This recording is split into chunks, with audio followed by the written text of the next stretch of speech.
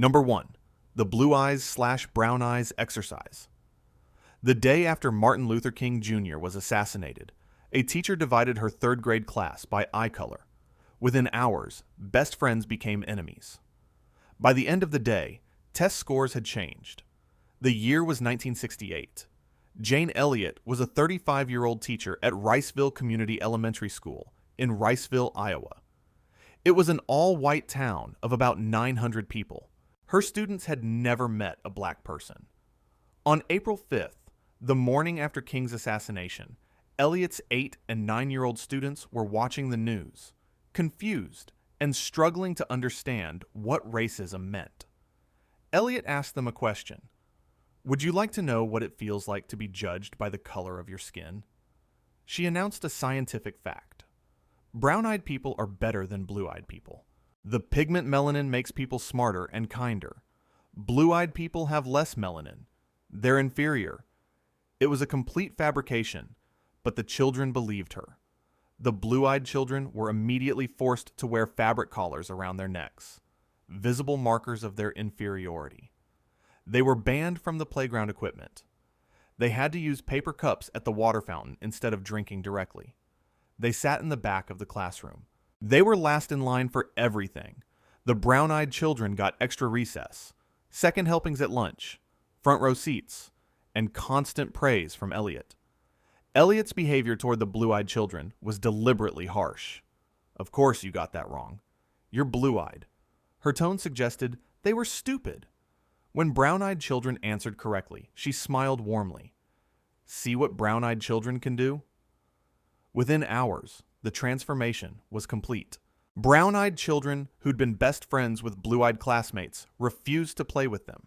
They called them names. They became arrogant and cruel.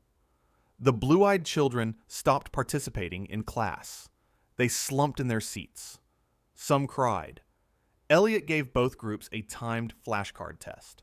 Simple arithmetic they'd done before. The brown-eyed children completed it in 2.5 minutes on average. The blue-eyed children took 4.5 minutes, nearly double. Same children, same task. Discrimination changed their performance immediately. A blue-eyed boy punched a brown-eyed boy who'd been calling him names. The physical fight had to be broken up. On Monday, April 8th, Elliott gathered the class. She told them she'd lied. Actually, blue-eyed people are superior. Brown-eyed people are inferior. She removed the collars from the blue-eyed children and placed them on the brown-eyed children. The roles reversed completely. The blue-eyed children, having just experienced discrimination themselves, did not become as cruel as the brown-eyed children had been. They'd learned empathy from suffering, but their test scores improved immediately. The brown-eyed children's scores dropped. Again, same children, same task, different results. At the end of Monday, Elliott removed all the collars. She asked them how it felt. The children cried. They hugged each other. They apologized to classmates they'd been mean to. Elliott explained the purpose. This is what it's like to be judged by something you can't control. No parental consent had been obtained. Some parents were furious when they learned what had happened. The Riceville community divided. Some residents shunned Elliott's family. She later claimed to have received death threats. In 1970, ABC News filmed Elliott conducting the exercise with a new class. The documentary showed children's visible distress on camera. It won an Emmy and a Peabody Award. Elliott became nationally known. She left teaching in 1985 and became a highly paid diversity consultant, earning over $6,000 per speaking session. She received numerous awards and honorary doctorates. She faced no professional consequences. Decades later, former students gave conflicting accounts. Some credited Elliott with lifelong awareness of racism and called it the most important lesson of their lives. Others reported they struggled to discuss it for years. One former student said it felt like being a dog. Another said they couldn't do anything right. The debate continues. Was it genius education or child abuse disguised as teaching? The exercise could legally be done today, but almost certainly wouldn't be. Parents would object. Social media would amplify the controversy. Lawsuits would follow. Elliott is now 91 years old. She still defends the exercise. She claims she created lifelong anti-racists. Number 2. The third wave experiment. A high school teacher wanted to show his students how ordinary Germans became Nazis. 5 days later, he'd accidentally created a 200-member fascist youth movement in California. The year was 1967. Ron Jones was a 25-year-old first-year history teacher at Cubberley High School in Palo Alto, California. His students were studying the Holocaust. They kept asking the same question. How could the Germans let it happen? How could ordinary people go along with something so evil? Jones decided to show them instead of just telling them. On Monday, April 3rd, he began with a lesson on discipline. He taught his 30 students proper posture. Feet flat on the floor, hands clasped behind the back, spine straight. They practiced entering the classroom and sitting in perfect unison. The 15 and 16-year-old students loved it. They enjoyed the structure and unity. Jones was shocked by their enthusiasm. On Tuesday, he introduced a motto: strength through discipline, strength through community. He created a name for the movement, the third wave. He designed a salute, a curved arm raised to the shoulder with the hand forming a wave shape. Students practiced the salute and began greeting each other with it in the hallways between classes. By Wednesday, the movement had grown. 43 students were now in the class. Jones issued membership cards. Some cards had a red X marked on them, though he never explained why. He gave 3 students a special assignment: report any classmates who didn't comply with the rules. Students began designing third wave logos, armbands, and banners. The movement spread beyond the classroom. Students saluted each other in hallways and the cafeteria. Approximately 200 students were now involved. Athletes, cheerleaders, students who normally didn't interact, all joining together. Some students began pressuring non-members to join or face exclusion. On Thursday, Jones announced that the third wave was part of a national youth movement. He claimed there were hundreds of similar groups across the country. It was a complete lie. He told them they were part of something historic. A rally was announced for Friday at noon. A national leader would appear on television to address all third wave members. Students were assigned to design banners, recruit new members, and provide security to exclude non-members from the rally. By the end of the day, over 200 committed members existed. Students began wearing matching white shirts. Some confronted non-members aggressively. Teachers from other classes complained about the disruptions. On Friday at noon, over 200 students packed into the school auditorium. They sat in perfect silence with military discipline. Jones described the atmosphere as electric and ominous. A television was set up at the front of the room, supposedly to broadcast the national leader's message. Students chanted the mottos in unison and performed the salute together. They waited for the broadcast. The screen showed static at first. Then footage appeared. Nazi rallies. Hitler. Nuremberg crowds cheering and performing Nazi salutes. Jones turned to face the students. Yes, you would have made good Nazis. You traded your freedom for the comfort of discipline. Stunned silence filled the auditorium. Many students began crying. Some ran out. Jones showed documentary footage of the Holocaust. He explained how fascism develops, how ordinary people enable it, how quickly it can happen. The movement was immediately disbanded. Some students felt traumatized and betrayed. Others were grateful for the lesson. Some denied they'd ever been fooled. Jones faced no formal disciplinary action from the school. He taught at Cubberley for several more years before leaving teaching in the early 1970s. He became a writer and public speaker about the experiment. Decades later, former students gave conflicting accounts. Philip Neal, who played a security role during the rally, said it was terrifying how easily they all went along. Mark Hancock reported nightmares and didn't discuss it for years. Others credited the experience with lifelong awareness of how fascism emerges. The experiment showed that that a fascist movement could develop in 5 days in a progressive, liberal California high school. It proved that authoritarianism doesn't require a specific culture or historical context. It can happen anywhere when people trade freedom for belonging. Number 3, the Milgram obedience experiments. A man in a lab coat tells you to electrocute someone. You hear screaming, then silence. Do you stop? 65% of people didn't. The year was 1961. Stanley Milgram was a 28-year-old assistant professor of psychology at Yale University. He was Jewish. His parents were Holocaust survivors. He wanted to answer one question. How could it happen? How could ordinary Germans follow orders to commit such atrocities? Milgram placed newspaper ads offering $4.50 for 1 hour of participation in a memory and learning study. Over 700 people responded across multiple variations of the experiment. They included postal clerks, teachers, salesmen, engineers, and laborers. Ages ranged from 20 to 50 years old. When participants arrived at the Yale Psychology Lab, they met 2 people. An experimenter in a gray lab coat who acted stern and authoritative, and a mild-mannered, likable 47-year-old man introduced as another participant. A rigged drawing determined roles. The real participant always became the teacher. The likable man, actually an actor working with Milgram, always became the learner. The teacher was shown a shock generator, a metal panel with 30 switches labeled from 15 volts to 450 volts. The labels ranged from slight shock to danger severe shock to XXX. The machine had lights, buzzing sounds, and a voltage meter. The teacher received a real 45-volt sample shock to establish the machine's authenticity. It hurt. The learner was strapped into an electric chair in an adjacent room. The teacher could hear him through the wall, but couldn't see him. The task was simple. The teacher read word pairs.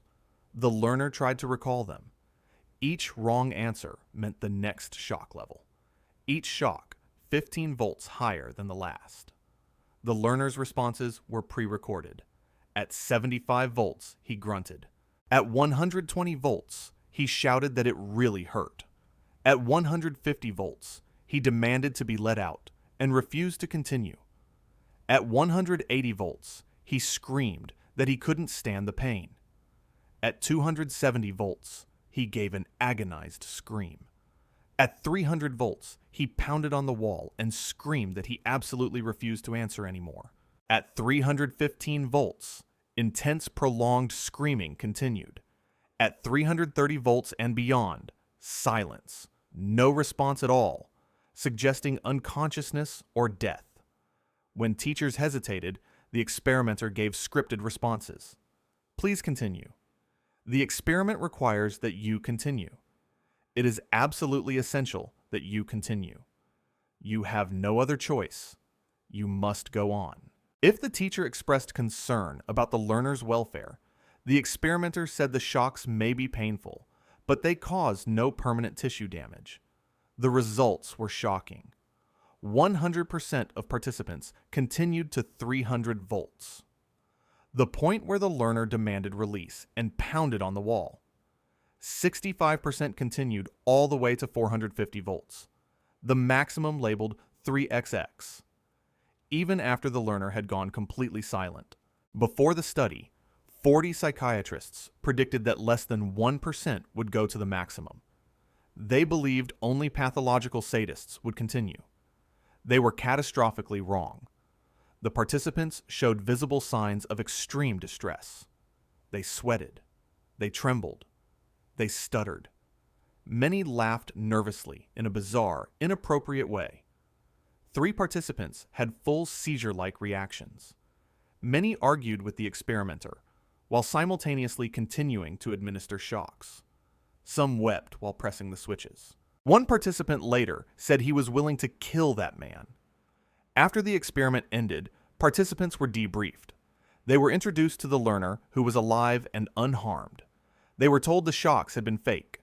A follow-up survey claimed that 84% were glad they had participated. This finding has been disputed due to selection bias in who responded.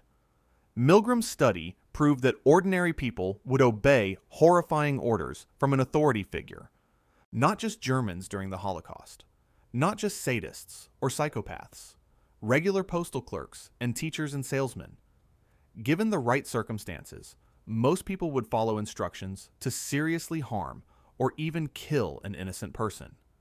The experiment created immediate controversy. The American Psychological Association suspended Milgram's membership in 1964, though they reinstated it in 1965. Harvard denied him tenure between 1962 and 1967, with the ethics controversy cited as a contributing factor. He moved to City University of New York and continued his career. He won awards despite the controversy and died in 1984 at age 51.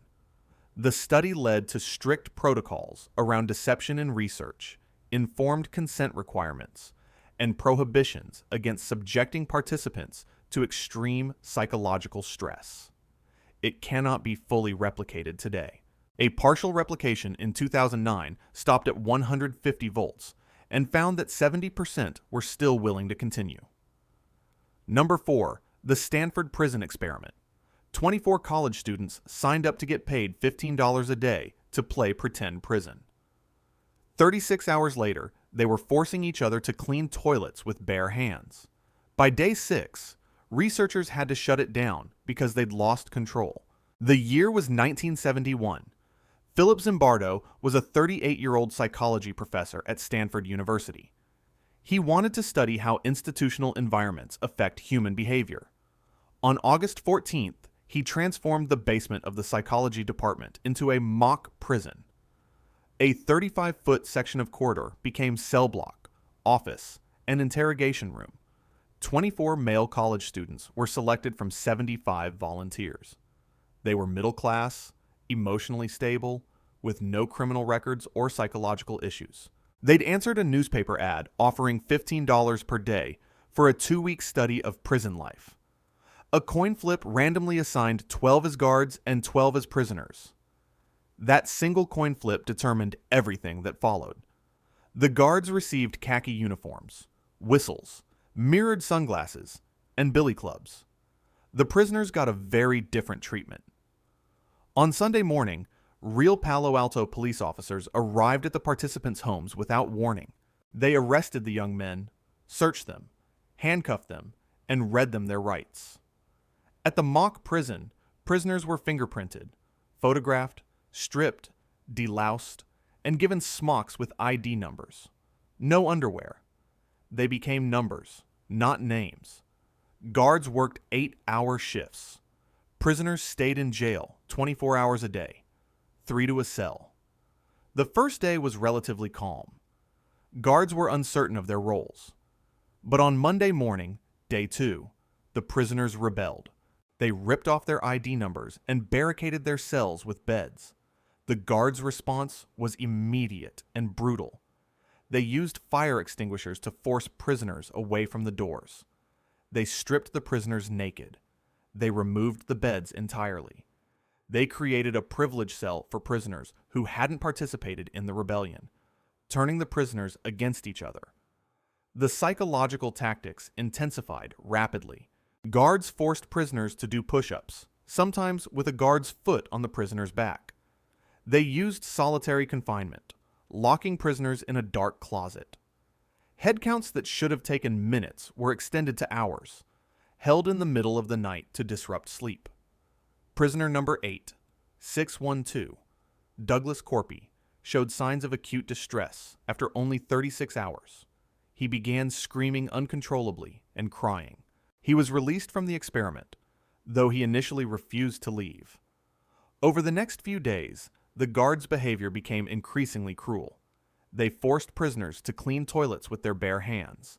They denied bathroom privileges, forcing prisoners to use buckets in their cells that sometimes weren't emptied. They subjected prisoners to verbal harassment and made them simulate sexual acts with each other. Sleep deprivation became standard. On day 5, a prisoner named Clay Ramsey went on a hunger strike. Guards put him in solitary confinement for 3 hours. They then offered the other prisoners a choice. give up your blankets, or leave him in there longer. The prisoners chose to keep their blankets. On day 6, Thursday, August 19th, a graduate student named Christina Maslock visited the experiment. She observed the evening toilet run. Prisoners had paper bags over their heads and were chained together. She was horrified. Approximately 50 people had observed the experiment by this point. She was the first to strongly object. She confronted Zimbardo, who was her boyfriend. "What you are doing to those boys is a terrible thing." Her objection finally broke through. The experiment was terminated the next morning. 5 prisoners had been released early due to extreme emotional distress. The others showed signs of severe psychological trauma. Zimbardo himself had become so immersed in his role as prison superintendent that he'd lost objectivity. He admitted later that he didn't see anything wrong until Maslock forced him to look. Zimbardo faced no professional or legal consequences. He continued a prestigious career at Stanford and became president of the American Psychological Association in 2002. The experiment led to stricter institutional review board protocols and informed consent requirements. In 2018, controversy emerged when evidence suggested guards had been coached to be harsh, though Zimbardo disputes this interpretation. The study cannot be replicated today and is considered grossly unethical by modern standards. Number 5. The Monster Study. Researchers wanted to prove stuttering was learned, not genetic, so they took perfectly normal-speaking orphans and systematically tortured them until they couldn't speak properly. It worked. The year was 1939. Dr. Wendell Johnson was a 34-year-old professor of speech pathology at the University of Iowa. Johnson himself stuttered severely and had struggled with it since childhood. He dedicated his career to understanding what caused stuttering.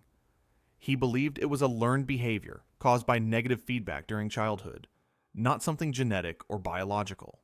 He called it his diagnosogenic theory. Stuttering was caused by being diagnosed with stuttering. He decided to prove it. Johnson recruited his 22-year-old graduate student Mary Tudor to conduct the actual sessions. The subjects would come from the Iowa Soldiers' Orphans Home in Davenport. 22 children between ages 5 and 15. 11 already stuttered. 11 spoke normally. The children had no parents to protect them, no advocates. The orphanage authorities gave permission. The children had no choice. The 22 children were divided into 4 groups. Some who stuttered received positive therapy with praise and encouragement. Others who stuttered received negative therapy with criticism. The normal-speaking children were also split. Some received positive therapy, but 6 normal-speaking children received negative therapy. This was the monster group. Between January and May of 1939, Tudor conducted sessions with the children every 2 to 3 weeks. Each session lasted 45 minutes to an hour. Her instructions to the normal-speaking children in the negative therapy group were specific and brutal. You're beginning to stutter. You must stop it immediately. Don't ever speak unless you can do it right. Watch yourself carefully and don't allow yourself to stutter. Whatever you do, speak fluently. Don't hesitate. When the children spoke normally, Tudor told them it sounded like stuttering to her. She made them repeat words and phrases until they were perfect. She pointed out normal speech disfluencies that every person has and labeled them as stuttering. She created intense anxiety around the simple task of speaking. The results appeared within weeks. One girl named Hazel M., age 9, stopped speaking in class entirely. She became withdrawn. Her teachers reported a personality change from outgoing to silent. Her speech patterns began showing hesitations and repetitions that hadn't existed before. Another child, Betty G., developed speech hesitations and visible anxiety when trying to talk. Betty R. began showing actual stuttering symptoms. The children in the negative therapy group stopped participating in activities. They avoided situations where they'd have to speak. Tudor's own notes documented that they became self-conscious and inhibited. They showed great concern about their speech. Some stopped speaking unless absolutely necessary. The study concluded in May 1939. Tudor completed her master's thesis and documented the results. Johnson read them and was reportedly disturbed. He told Tudor not to publish the findings.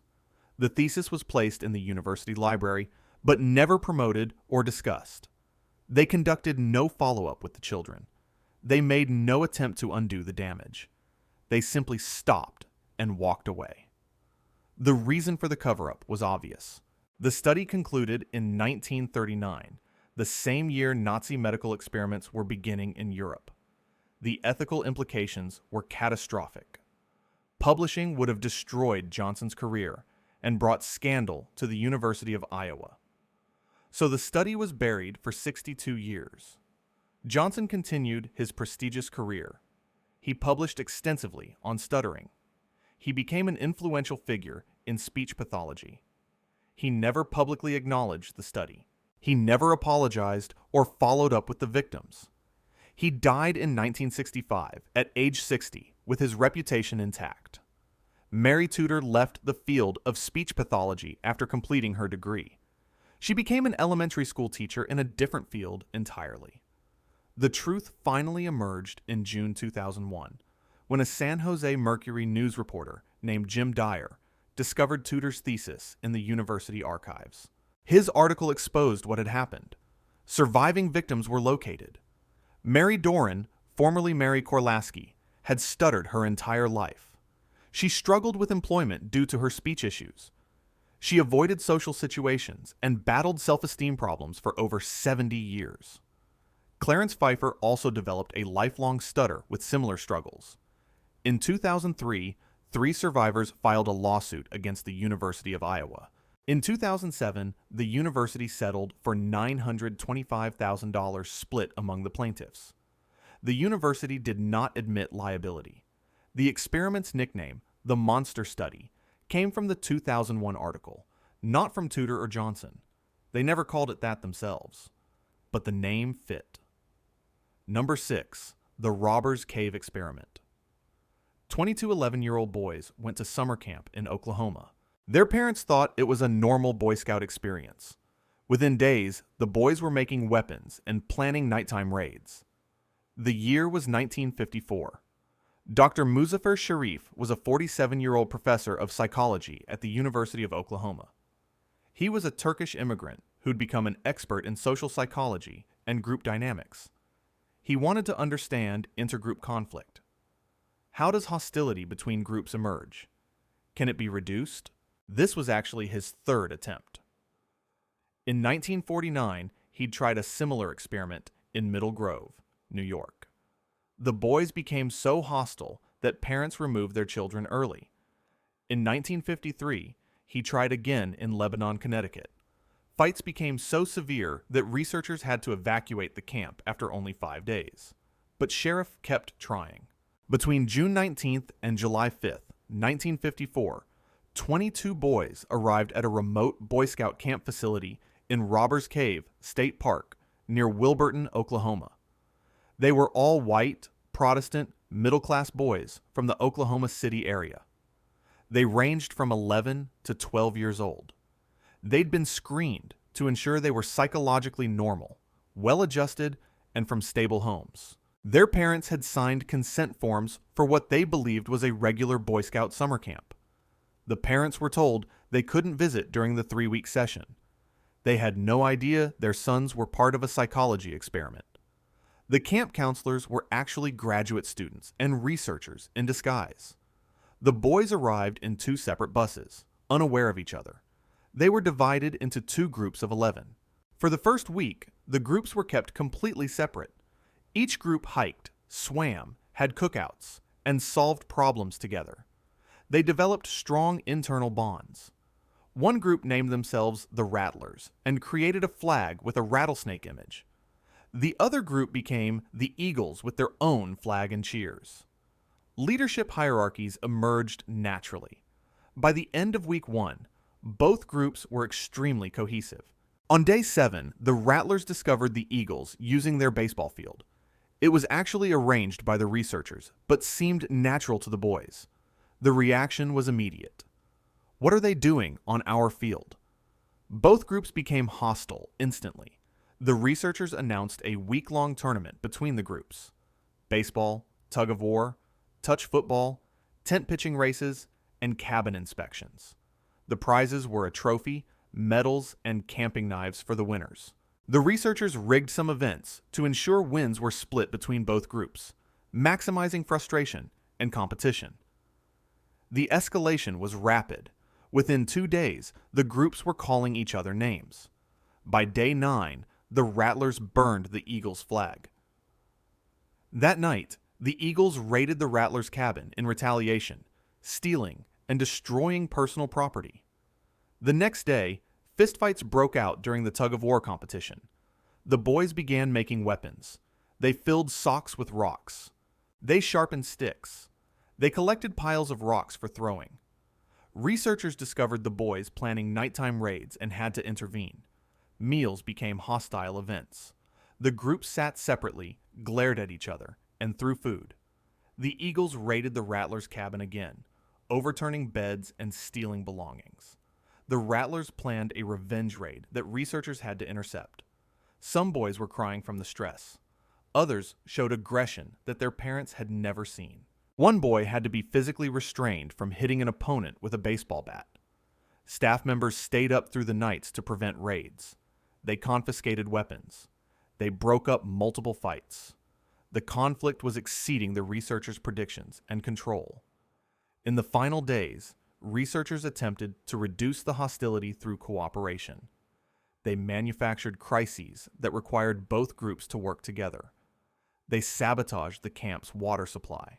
The boys had to work together to trace the water line through the woods and fix the vandalized valve. They staged a broken-down food delivery truck that required both groups to pull it with the tug-of-war rope. They arranged shared activities like movies and campfires. The interventions worked partially. Hostility was significantly reduced, but not eliminated. Some cross-group friendships formed. On the final day, the boys wanted to ride home together on the same bus instead of separately. Many exchanged contact information, but some still held grudges. No permanent physical injuries were documented, though there were minor injuries from fights. Several boys cried during the conflict phase due to stress and fear. One boy developed bedwetting, a stress response noted in sheriff's records. Some boys showed aggression that their parents later reported was completely out of character. Sheriff published the results openly. The study became famous and widely cited. He moved to Pennsylvania State University in 1966 and received the Distinguished Scientific Contribution Award from the American Psychological Association in 1969. He faced no professional or legal consequences. He died in 1988 with his reputation intact. The experiment proved that competition for limited resources creates hostility between groups, even when those groups are made up of similar, well-adjusted individuals. It showed that cooperation toward shared goals can reduce conflict, though it requires multiple cooperative experiences. The study is still used to understand ethnic conflicts, political polarization, and international relations. It cannot be replicated today. The parental deception would be unacceptable. The deliberate creation of hostility between children would be prohibited. The risk of physical harm would be considered too high. Number 7. The Tea Room Trade Study. A sociologist went undercover as a bathroom lookout for gay sex. He tracked men to their homes using police databases. A year later, he showed up pretending to be a health researcher. His study nearly destroyed lives. The year was 1965. Laud Humphreys was a PhD candidate in sociology at Washington University in St. Louis. He was in his early 30s, married with children, and presented himself as heterosexual. He was actually a closeted gay man, though he wouldn't come out publicly until the mid-1970s. Before graduate school, he'd been an Episcopal priest and seminary professor. Humphreys claimed his motivation was noble. He wanted to destigmatize gay men by showing they were normal citizens, not dangerous deviants. To do this, he needed to study them. The problem was that in 1965, Missouri, homosexual acts were illegal under sodomy laws. Getting caught meant arrest, jail time, a criminal record, and registration as a sex offender. It also meant divorce, loss of child custody, job termination, religious excommunication, and complete social destruction. Gay men met for anonymous sex in public restrooms, called tea rooms in gay slang. These were located in parks, highway rest stops, and public buildings around St. Louis. In this underground culture, a watch queen served as lookout, standing near the entrance or window to signal if police or strangers approached. Humphreys volunteered for this role. The men thought he was just another gay man helping the community. They had no idea he was a researcher. They didn't know he was taking notes. After each encounter, Humphreys would rush to his car and record everything he'd memorized. Physical descriptions, license plate numbers, the time, the type of sex acts performed, who approached whom, how long it lasted. Any conversation, though talking was minimal. He observed over 100 encounters across approximately 12 to 18 months. Then he used the license plates. Through connections with a friend in the police department, Humphreys illegally accessed the database. He ran approximately 100 plates and obtained names and home addresses. He created detailed dossiers on 50 men. After waiting 1 full year to let the men potentially forget his face, Humphreys changed his appearance. Different hairstyle, business suit, added or removed glasses. He posed as a health services researcher conducting a social health survey. Then he showed up at their homes unannounced. Many of the men were interviewed in their own living rooms with their wives and children nearby. The survey included questions about marital status, occupation, education level, political affiliation, religious attendance, and indirect questions about sexual history.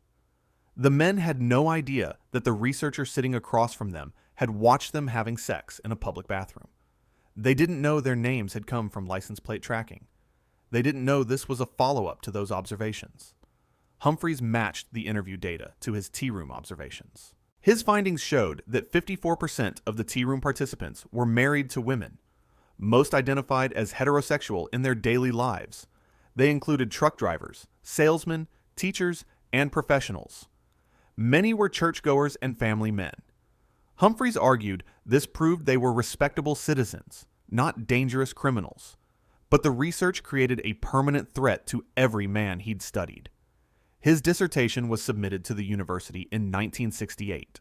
His records existed with names and addresses. The license plate data was in his files. If that information fell into the wrong hands, hundreds of men could be arrested, their marriages destroyed, their careers ended, their children taken away. In 1970, Humphreys published the research as a book titled Tea Room Trade: Impersonal Sex in Public Places. The book won the C. Wright Mills Award from the Society for Study of Social Problems. While he was winning awards, an ethical firestorm was erupting. Washington University faculty divided sharply. Some wanted Humphreys' Ph.D. revoked. Others defended the research as scientifically valuable. The controversy became national news. There had been no informed consent. He'd conducted covert observation of illegal activities. He'd used police connections to track people. He'd conducted disguised interviews in their homes. The risk to participants if the data were exposed was catastrophic. Humphreys' Ph.D. was not revoked.